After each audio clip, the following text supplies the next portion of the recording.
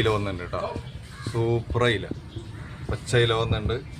Okay, എന്താ മുതല നിൽക്കും, നല്ല ഇല വന്നിട്ടുണ്ട്, നല്ല ഫ്രഷ് ഇലക്കണ പങ്കട ഒക്കെ പച്ചമീൻ കേട്ടോ. കണ്ടനയില വലിപ്പം കണ്ടനയില നല്ല അടിപൊളി കണ്ടനയില കേട്ടോ. പിന്നെ വന്നിട്ടുള്ള ഉരുളാൻ പറ്റ ഒന്നാണ് നല്ല ഫ്രഷ്.